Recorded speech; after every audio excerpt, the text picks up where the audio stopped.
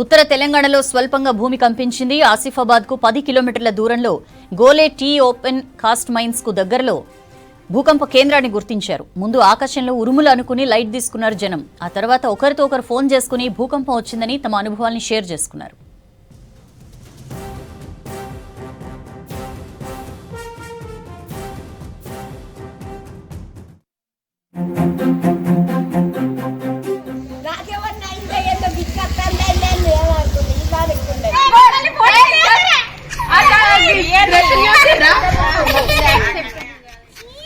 నిర్మల్ జిల్లాలో నిర్మల్, ఖానాపూర్, కడెం, జన్నారం, లక్సెట్టిపేట మండలాల్లో సాయంత్రం 6:50 ప్రాంతంలో భూ ప్రకంపనలు వచ్చాయి.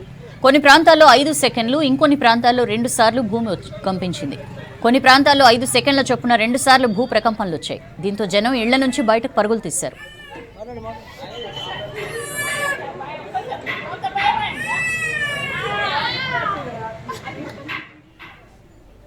ఉమ్మడి కరీంనగర్ జిల్లాలో చాలా ప్రాంతాల్లో స్వల్పంగా భూ ప్రకంపనలు వచ్చాయి. గంగాధర, చొప్పదండి, రామగుండం, రామడుగు, సిరిసిల్ల, వేములవాడ మండలాల్లో 2 సెకండ్ల పాటు భూమి కంపించింది.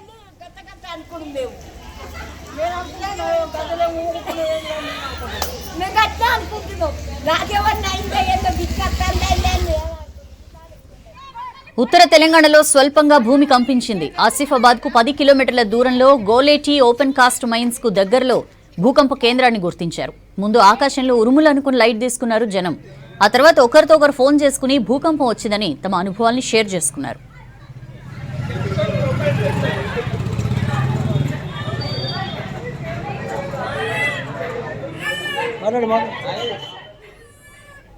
నిర్మల్ జిల్లాలో నిర్మల్, ఖానాపూర్, కడెం, జన్నారం, లక్సెట్టిపేట మండలాల్లో సాయంత్రం 6:50 ప్రాంతంలో భూ ప్రకంపనలు వచ్చాయి.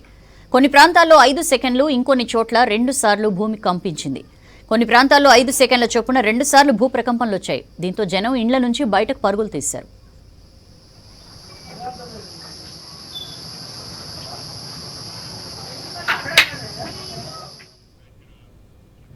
ఉమ్మడి కరీంనగర్ జిల్లాలో చాలా ప్రాంతాల్లో స్వల్పంగా భూ ప్రకంపనలు వచ్చాయి. గంగాధర, చొప్పదండి, రామగుండం, రామడుగు, సిరిసిల్ల, వేములవాడ మండలాల్లో 2 సెకండ్ల పాటు భూమి కంపించింది.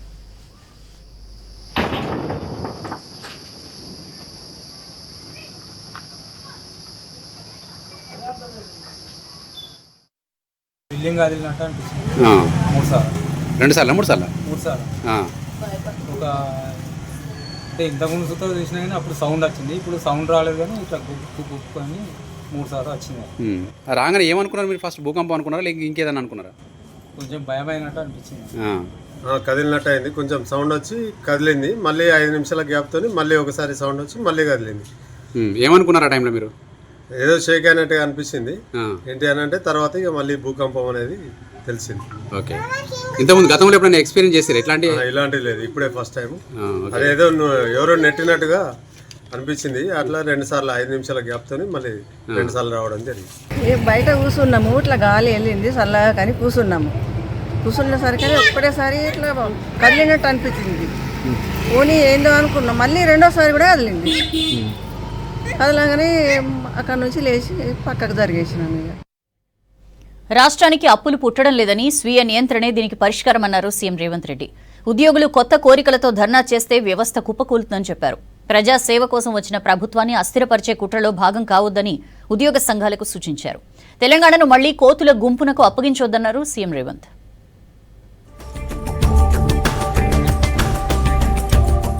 రాష్ట్ర ఆర్థిక పరిస్థితిపై మరోసారి హాట్ కామెంట్స్ చేశారు సీఎం రేవంత్ రెడ్డి. రాష్ట్రం అప్పుల్లో కూరుకుపోయిందని, కొత్తగా అప్పు పుట్టడం లేదని చెప్పారు. తెలంగాణ ప్రతినిధులను బ్యాంకర్లు దొంగల్లా చూస్తున్నారన్నారు. ఆర్థిక వ్యవస్థ దెబ్బతిన్నదని, తనను కోసిన ఆదాయానికి మించి ఏ పనులు చేయలేనన్నారు రేవంత్.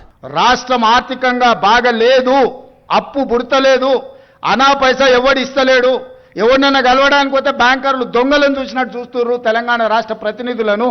ఎవడు ఢిల్లీకి పోతే అపాయింట్మెంట్ కూడా ఇస్తలేడు, వీడు వస్తే చెప్పులు కూడా ఎత్తుకపోతాడేమో అన్నట్టుగా ఆ పరిస్థితి ఉంది దేశం ముందల. అప్పు పుడితే నేను కూడా ఏదో ఒకటి చేసి తెచ్చిచ్చేటోను, అప్పు పుట్టట్లేదు. ఎవడు బజార్లో నమ్మడం లేదు. స్వీయ నియంత్రణనే దీనికి పరిష్కారము. ఉద్యోగ సంఘాలు ఎవరి మీద సమరం చేస్తారని ప్రశ్నించారు సీఎం. గత ప్రభుత్వ హయాంలో జీతాలు రాకున్నా ఎవరూ నోరు విప్పలేదన్నారు. ఉద్యోగులు ప్రభుత్వంలో భాగమేనని చెప్పారు. కుటుంబ పరువును బజారున పడేయొద్దని ఉద్యోగ సంఘాలకు విజ్ఞప్తి చేశారు రేవంత్. ప్రతి ఉద్యోగి 10 సంవత్సరాలు తెలంగాణ రాష్ట్రంలో ఏనాడు మొదటి తారీఖు నాడు జీతాలు తీసుకోవాలి. ఇక్కడనే మీరున్నారు. మీరు ఒక్కసారి ఆలోచన చేయండి, గుండెల మీద చేయబెట్టుకొని. మరి మీరందరూ ప్రభుత్వంలో భాగస్వాములు, ప్రజలకు జవాబుదారీగా ఉండాల్సిన వాళ్ళు, ప్రజల కష్టాలు ఉన్నప్పుడు ప్రజలను ఆదుకోవాల్సిన వాళ్ళు, ప్రభుత్వం ఆర్థిక ఇబ్బందులు ఉన్నప్పుడు సహకరించాల్సిన ఉద్యోగ సంఘాల నాయకులు ఈరోజు సమరం అని ప్రకటిస్తారు. ఎవరి మీద సమరం చేస్తారు? ఉద్యోగ సంఘ నాయకులారా, రాష్ట్ర ప్రభుత్వం అనేది మన కుటుంబము. ఈ పరువును బజార్లో మీరు పడేస్తాము అని అంటే కుటుంబ పెద్దగా వద్దు అని నేను విజ్ఞప్తి చేస్తున్నా. దయచేసి విషయాన్ని అర్థం చేసుకోండి. రాష్ట్రాన్ని దివాలా తీయించిన కేసీఆర్ 3 నెలలకోసారి ఫామ్ హౌస్ నుంచి బయటకు వచ్చి ప్రభుత్వాన్ని తిట్టిపోతున్నాడని ఫైర్ అయ్యారు సీఎం రేవంత్. కాంగ్రెస్ ప్రభుత్వ పథకాలు ఫెయిల్ అయ్యాయని చెబుతూ కేసీఆర్ పైశాచికానందం పొందుతున్నాడని నిప్పులు చెరిగారు. రాష్ట్ర ప్రభుత్వాన్ని అస్థిరపరచాలని కొన్ని పార్టీలు చేస్తున్న కుట్రలో పావులుగా మారొద్దని ఉద్యోగ సంఘాలకు సూచించారు సీఎం. ఈ 9 లక్షల మంది ప్రభుత్వ ఉద్యోగులందరూ కలిస్తే మేమందరం కలిస్తేనే ప్రభుత్వం, మనందరం కలిసి పనిచేస్తేనే పేదలకు మేలు జరుగుద్ది. రాజకీయ నాయకులు రాజకీయ పార్టీల చేతుల్లో పావులుగా మారకండి అని చెప్పి నేను ప్రభుత్వ ఉద్యోగ సంఘాల నాయకులకు విజ్ఞప్తి చేస్తున్నా. ఏది పెంచుదామో చెప్పుండ్రి, ఎక్కడ ధరలు పెంచుదామో చెప్పుండ్రి. ధరలు పెంచకుండా, ఉన్న పథకాలను ఆపకుండా కొత్త కోరికలు నెరవేరవు. కొత్త కోరికలు కోరుకొని మనము నిరసనలో, ధర్నాలో, దీక్షలో బందో చేస్తే ఉన్న వ్యవస్థ కూడా కుప్పగూలుతుంది. ఉద్యోగ సంఘాలు బాధ్యత మరిచి వ్యవహరిస్తే తెలంగాణ సమాజం సహించదన్నారు సీఎం రేవంత్ రెడ్డి. ఇప్పుడు కావాల్సింది సమరం కాదని సమయస్ఫూర్తి, సహనమని చెప్పారు. తెలంగాణ అభివృద్ధికి కేంద్ర రాష్ట్ర ప్రభుత్వాలు కలిసి పనిచేయాలన్నారు మంత్రులు. తెలంగాణ అప్పుల్లో ఉన్న సంక్షేమ పథకాలు ఆపట్లేదన్నారు. రాష్ట్రాన్ని అప్పుల కుప్పగా చేసిన వ్యక్తి ఫామ్ హౌస్ లో ఉన్నాడని విమర్శించారు. దేశంలో ఎలాంటి సమస్యలున్నా కేంద్రం చర్చలతో పరిష్కరించేలా ఆలోచించాలన్నారు. హింస పరిష్కారం కాదన్నారు మంత్రులు.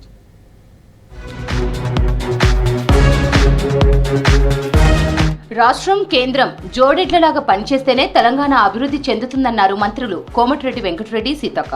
ఆదిలాబాద్ జిల్లా సిర్పూర్ కాగజ్ నగర్ లో జాతీయ రహదారుల ప్రారంభోత్సవ కార్యక్రమంలో మంత్రులు పాల్గొన్నారు. ప్రతి గ్రామానికి రోడ్లు ఉండేలా కేంద్రం అనుమతులిచ్చి పనులు పూర్తి చేయాలని కోరారు మంత్రులు.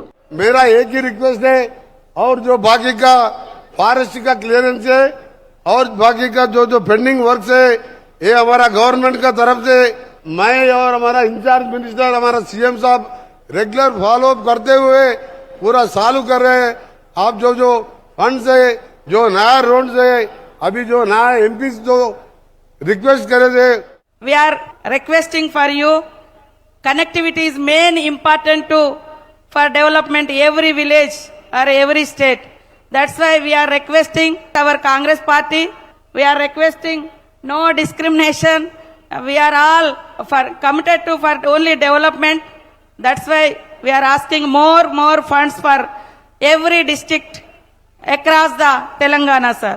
కాంగ్రెస్ ప్రభుత్వం ఎప్పుడు నక్సలిజాన్ని ప్రోత్సహించలేదన్నారు మంత్రి సీతక్క. కర్రెగుట్టల్లో ఆదివాసీలతో పాటు పోలీసులు ఇబ్బందులు పడుతున్నారన్నారు. ఎలాంటి పరిస్థితులైనా హింసతో కాకుండా శాంతియుతంగా ఎదుర్కోవాలని చెప్పారు. జగిత్యాల జిల్లా ధర్మపురి నియోజకవర్గంలో 20 కోట్లతో పలు అభివృద్ధి పనులకు శంకుస్థాపన చేశారు మంత్రి సీతక్క. కార్యక్రమంలో పెద్దపల్లి ఎంపీ వంశీకృష్ణ, ఎమ్మెల్యేలు పాల్గొన్నారు.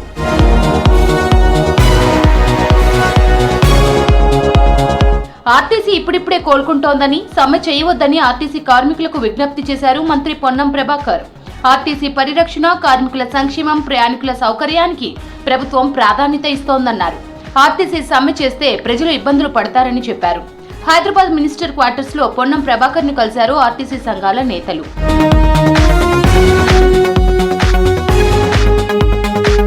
వ్యవసాయ సాగులో మోడర్న్ టెక్నాలజీ ఉపయోగించాలన్నారు మంత్రి తుమ్మల నాగేశ్వరరావు. రైతులు పెస్టిసైడ్స్, యూరియా వాడకం తగ్గించాలన్నారు. వికారాబాద్ జిల్లా తరూర్లో రైతు ముంగిట్లో శాస్త్రవేత్తల కార్యక్రమాన్ని ప్రారంభించారు. ఈ ప్రోగ్రాంలో స్పీకర్ గడ్డం ప్రసాద్, రైతు కమిషన్ చైర్మన్ కోదండరెడ్డి పాల్గొన్నారు. అందుకని మొదటి నుంచి మీరు కూడా ఆపరేషన్ కరెక్ట్ చేయండి అని చెప్పి మంత్రి గారికి, ఇరిగేషన్ అధికారులకు చెప్పి, ఇందాక ఆరుతాడు అంటున్నారు కదా, ఎప్పుడూ పొలం ఈనపగుళ్ళు పగిలేటప్పుడు తడేయాలి. ఈరోజు ఈనపగుళ్ళు పగులుతుంది భూమి అన్నప్పుడు అక్కడ తడియాలి.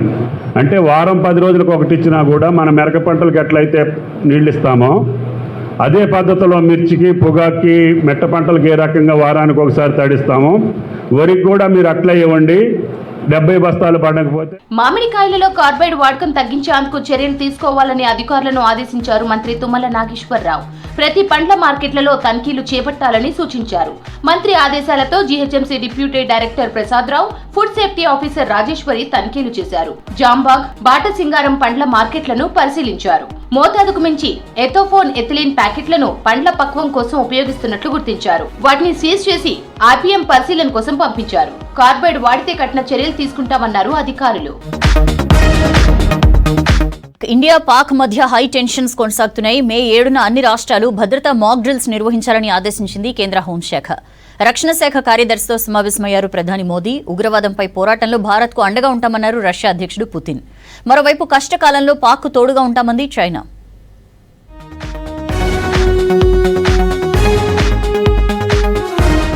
భారత్ పాక్ బార్డర్లో రోజురోజుకు ఉద్రిక్తతలు పెరుగుతున్నాయి. జమ్మూ కాశ్మీర్లో ఎల్ఓసీ వెంట హై అలర్ట్ కొనసాగుతోంది. నియంత్రణ రేఖ వెంబడి వరుసగా 10వ రోజు సీజ్ ఫైర్ నిబంధనలు ఉల్లంఘించింది పాక్. బారాముల్లా, కుప్వారా, పూంచ్, రాజౌరి, నౌషేరా, అక్నూర్ సెక్టార్లలో చిన్న ఆయుధాలతో దాడి చేశారు పాక్ రేంజర్లు. పాక్ దాడులను ధీటుగా తిప్పికొట్టామని తెలిపింది ఇండియన్ ఆర్మీ.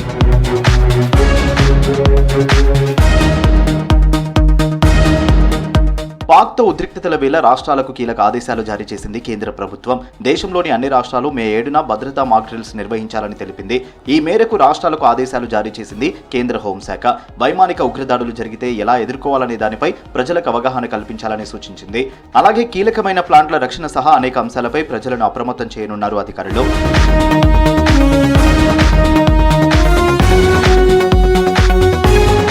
పహల్గామ్ ఉగ్రదాడి తర్వాత సైనిక అధికారులతో వరుస సమావేశాలు నిర్వహిస్తున్నారు ప్రధాని మోదీ. రక్షణ శాఖ కార్యదర్శి రాజేష్ కుమార్ సింగ్ తో భేటీ అయ్యారు. రక్షణ శాఖ సన్నద్ధత, పాక్ సరిహద్దుల్లో ఉద్రిక్తతలపై చర్చించారు. అలాగే ఆయుధ నిల్వలు, పలు అంశాలపై ఆరా తీసినట్టు తెలుస్తోంది.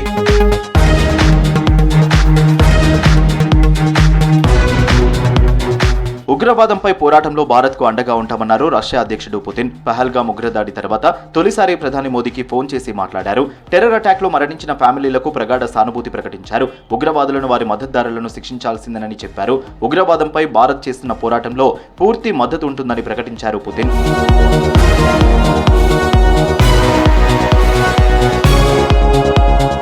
పాకిస్తాన్ అధ్యక్షులు ఆసిఫ్ అలీ జర్దారీతో భేటీ అయ్యారు చైనా రాయబారి. ప్రెసిడెంట్ భవన్ లో జరిగిన మీటింగ్ లో ద్వైపాక్షిక సంబంధాలు, పహల్గామ్ అటాక్ తర్వాత భారత్ ఉద్రిక్తతపై చర్చించారు.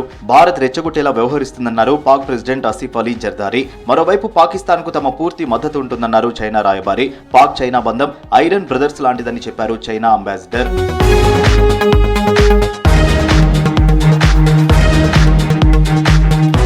పహల్గామ్ దాడి తర్వాత భారత్ తీసుకుంటున్న చర్యలను తట్టుకోలేక సైబర్ దాడులకు పాల్పడుతోంది పాక్. తాజాగా ఇండియా రక్షణ రంగానికి చెందిన పలు వెబ్సైట్లు లక్ష్యంగా హ్యాకింగ్ కు ప్రయత్నించింది. Military engineer services, Manohar Parrikar institute of defence and analysis కు చెందిన డేటా హ్యాకింగ్ కు ప్రయత్నించింది పాక్ సైబర్ గ్రూప్.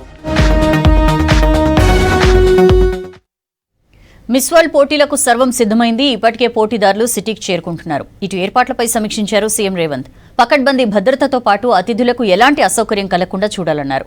ప్రతి కార్యక్రమానికి నోడల్ ఆఫీసర్ను నియమించాలని ఆదేశించారు. పోటీలను టూరిజం ప్రమోషన్ కోసం ఉపయోగించుకోనుంది సర్కార్. దీనికోసం అన్ని ఏర్పాట్లు చేసింది.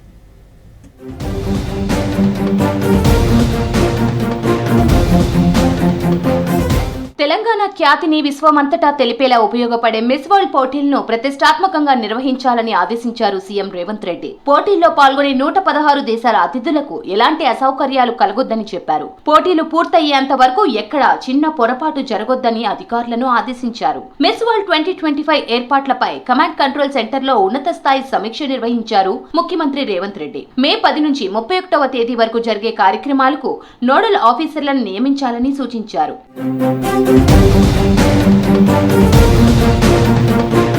మిస్ వరల్డ్ పోటీదారులు చార్మినార్, లార్డ్ బజార్, తెలంగాణ తల్లి, సెక్రటేరియట్ తో పాటు రాష్ట్రంలోని పలు పర్యాటక ప్రాంతాలను సందర్శించనున్న కారణంగా అవసరమైన రవాణా వసతులు కల్పించాలన్నారు సీఎం. అతిథులు వచ్చే టూరిస్టు ప్లేసుల్లో భద్రత కట్టుదిట్టంగా ఉండేలా చూసుకోవాలన్నారు. రాష్ట్రంలోని ప్రభుత్వ గురుకులాలు, BC, SC, ST welfare residential స్కూళ్లు, మోడల్ స్కూళ్లు, కస్తూర్బా పాఠశాలలకు చెందిన విద్యార్థులకు కూడా ఒకరోజు మిస్ వరల్డ్ వేడుకలు చూపించాలని ముఖ్యమంత్రి చెప్పారు.